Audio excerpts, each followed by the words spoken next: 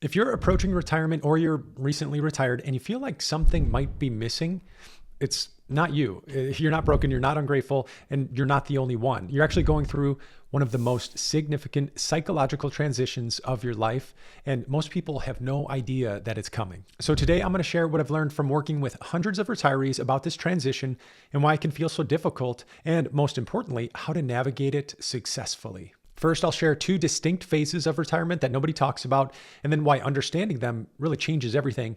And then also, we'll look at the common mistakes that retirees make. And then third, I'll give you a practical framework to not just survive this transition, but to make it the most meaningful chapter of your life yet. For a lot of people, the hardest part about retirement isn't financial. It's actually figuring out who you are when you're no longer defined by what you do. I've worked with countless professionals who followed retirement advice perfectly.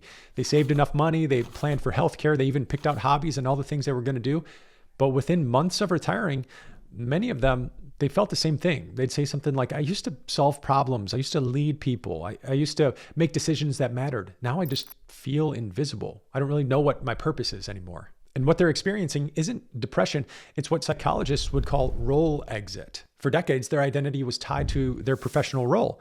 When that role disappeared, so did a core part of who they thought they were. So if you're feeling this way, understand that this is a normal part of the retirement transition. You're not losing yourself. You're evolving into the next version of yourself. And that's actually a really beautiful thing. Now, here's what most financial planners won't tell you. There's actually two completely different phases of retirement, and they require totally different approaches. Think about Ernest Becker, if you ever heard of him. He was a college professor who, when he was facing his own mortality, he was actually diagnosed with a rare disease, and he wrote The Denial of Death, and he won a Pulitzer Prize for it. But he understood something profound, that the second half of life, or the second part of life, isn't about doing more. It's actually about letting go at the right time and giving it all away. But for phase one of retirement, this is what we could call the builder's last stand. This is early in retirement. So you're maybe between 60 and 70, and you've got energy and health, and you've got the drive to accomplish things. But here's the trap. Many people try to keep building the same way that they always have. They might start a new business, or they might take on these big new projects, or join a bunch of board seats, or desperately try to stay relevant in their old career. But people who get stuck in this stage often do so because they don't know how to let go of their ambition and their constant desire for more. The second phase of retirement, I'd call it the legacy maker. And this is when you begin to realize that the role isn't to keep building. It's really to pass on what you've already built. It isn't about doing more. It's about letting go. And instead of asking, what can I still accomplish? They'll say, what can I support? Or what can I pass on? They realize that this second stage isn't about being the hero anymore. It's about being the mentor, the elder, or the teacher. The key is knowing when to transition from phase one to phase two. Some people stay in builder mode phase one for too long and they burn out. Others give up too early and they miss opportunities to create lasting impact. So here's a three-step transition to think about. Three steps in this transition. Just like cleaning out your house before moving, retirement requires emotional and practical consolidation. So outgo the relationships that drain you, or the commitments that no longer serve you, or the old definitions of success that keep you stuck. Ask yourself, what relationships or what activities or what goals truly matter to me now? And then double down on those and let the rest go. Step two is redefine your value.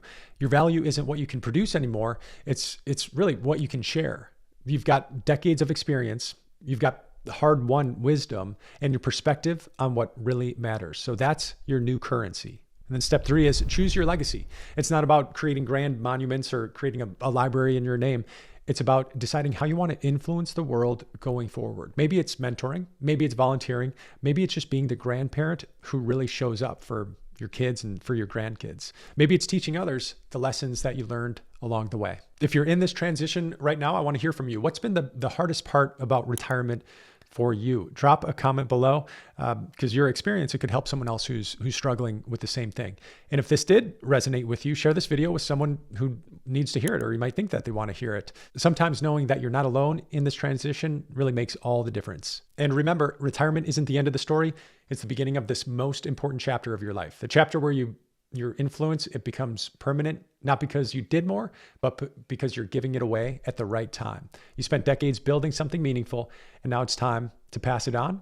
And that is how you create a legacy that lasts. And I share a short video to help you start doing this. It's called The Retirement Assets Most People Ignore. So look for that video here. And if you found this video helpful, please give it a like, and then I'll see you in the next one. Take care.